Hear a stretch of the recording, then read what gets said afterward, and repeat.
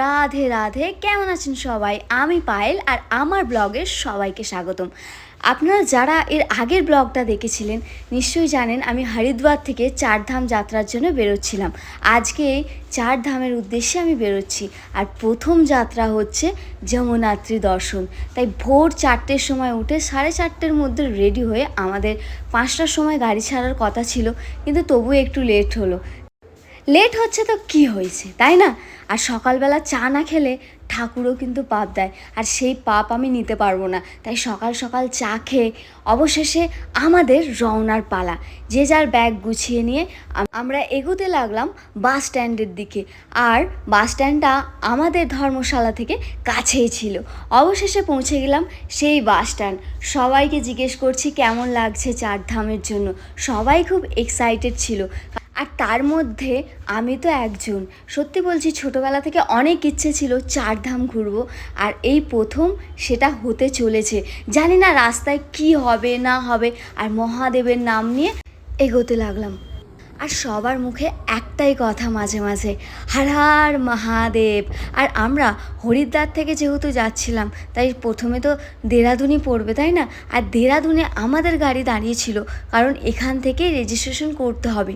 তাই যে যার দেরি না করে আধার কার্ড এবং সমস্ত ডকুমেন্টস যা যা করণীয় সেগুলো নিয়ে কাজ করতে লাগলো। আর বেশি আমিও দেরি না করে আমার কাজটা তাড়াতাড়ি সেরে ফেললাম। এই যে ঠিক এখানটাই হচ্ছিল রেজিস্ট্রেশন। আর আমার পিছনের ভিউটা দেখতে পাচ্ছেন? প্লিজ একটু মন দিয়ে দেখুন। জাস্ট এখন থেকে শুরু হয়ে গেছিলো পাহাড়, আর আমি তো পাহাড় দেখতে খুব ভালোবাসি, তাই ভিতরে ভিতরে আরও যেন মনটা ভালো হয়ে উঠছিল। আর এর পাশেই চলছিল লঙ্গর।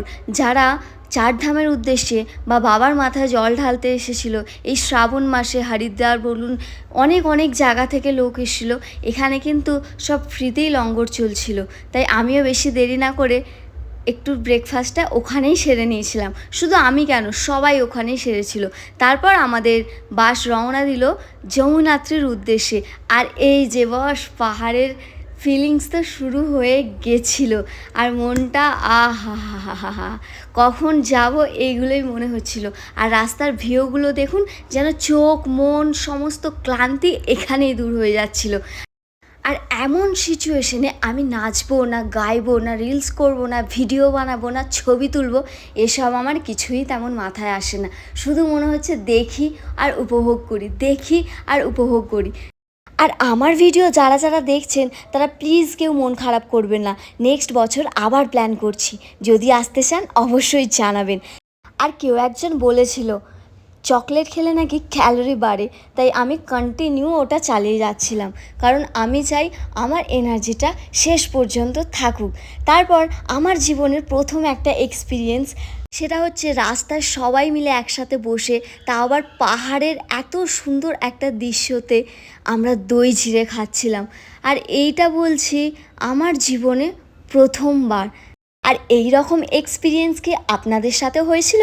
কমেন্টে জানাতে ভুলবেন না। তারপর একটু এগিয়ে যেতেই আমাদের বাস দাঁড় করালো পুলিশে।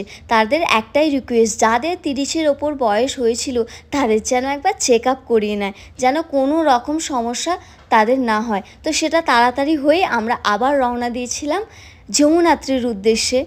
আর যেতে যেতে পাহাড়ে হালকা বৃষ্টি হলো, আর এটাও কিন্তু কম সুন্দর লাগছিল না। অবশেষে আজকে আমাদের হোটেলে চলে এলাম, কারণ এখানেই রাতে আমরা রেস্ট করে সকালবেলা মা যমুনাত্রী দর্শনের উদ্দেশ্যে বেরোবো। আর এই জায়গাটার নাম ছিল শিয়ানাচট্টি। আপনারাও কেউ যদি চারধামে গিয়ে এখানে থেকে থাকেন আমাকে প্লিজ একবার জানাবেন। আর সত্যি বলছি, এখানে চারিদিক পাহাড় ছিল আর মধ্যিখানে আমাদের হোটেল ছিল, তাই জাস্ট অসাধারণ দৃশ্য আমরা উপভোগ করেছি। আমরা যেখানে আছি সেটা হচ্ছে শিয়ানাচট্টি যমুনাত্রী যাত্রার পথে আমাদের স্টে এখানে। আর সত্যি বলছি, আমার যদি একটু টাকা পয়সা থাকতো বা আমার বাপই যদি বড়লোক হতো, আমি এই পাহাড়েই একটা ঘর কিনে থাকতাম। আমার পাহাড় এতই ভালো লাগে। সত্যি কোনোদিন কিছু যদি দিন ফেরে অবশ্যই আমি এখানেই ঘর কিনবো।